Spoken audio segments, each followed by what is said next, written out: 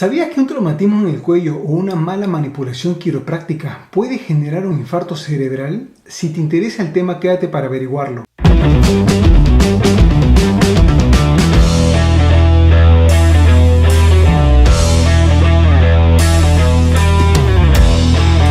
Buenas noches, soy el Dr. Carlos Zapata. Como ya habíamos hablado en dos videos previamente sobre infartos cerebrales en adultos jóvenes, hoy día vamos a tocar algunos factores de riesgo muy importantes. Si no has visto los dos videos previos, te invito a que los revises para que puedas entender mejor el tema.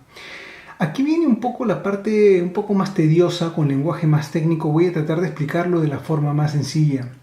Vamos a hablar sobre las trombofilias genéticas. ¿Qué son las trombofilias genéticas? Es la propensión a generar trombos, a generar coágulos sanguíneos. Y esto se da debido a anormalidades en el sistema de la coagulación.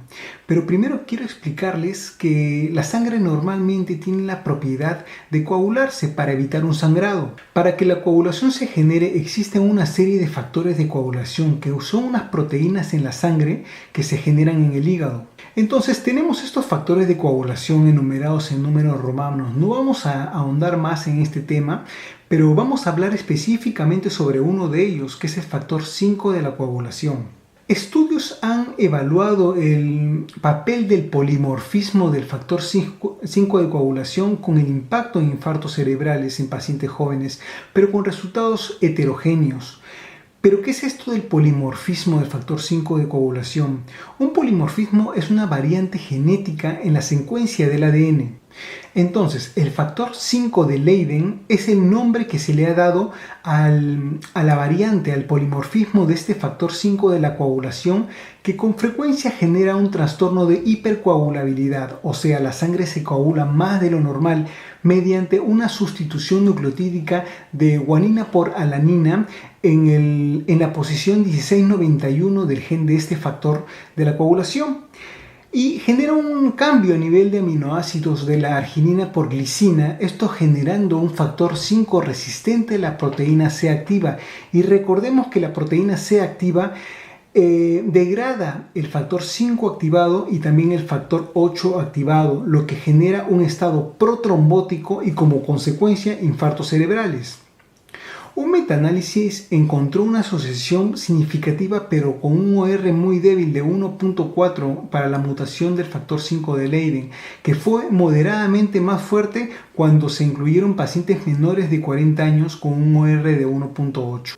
Por otro lado, tenemos la mutación del gen de la protrombina G20210A. No tuvo una asociación significativa con isquemia de inicio temprano, o sea, en pacientes jóvenes, pero sí se relacionó más con infartos de origen venoso. Ahora, la homocistinuria, que se genera por la mutación del gen de la metiltetrahidrofolato reductasa, lo que no permite una remetilación de la homocisteína a metionina y por lo tanto generando una hiperhomocisteinemia, lo que también se ha relacionado con infartos subcorticales de pequeño vaso.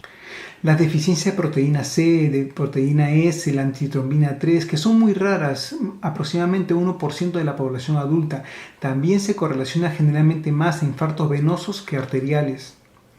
Ojo, es importante aclarar que tan solo estas mutaciones, en el encontrar estas mutaciones no condiciona un infarto cerebral. Se debe tener en cuenta que se trata de la sinergia de múltiples factores concomitantes como por ejemplo factores ambientales, factores modificables como tabaquismo, toma de anticonceptivos.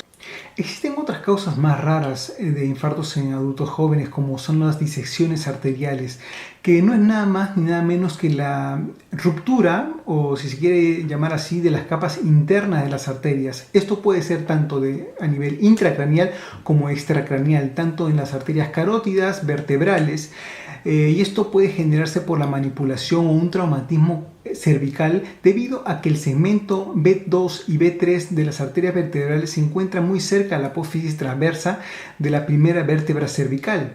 Por último tenemos las causas monogénicas, que vamos a tocar en otro video de forma individual porque es un tema muy extenso, como el CADASIL, que es una arteriopatía autosómica dominante que genera infartos subcorticales con historia de cefaleas y deterioro cognitivo que son causadas por la mutación del gen NOTCH3.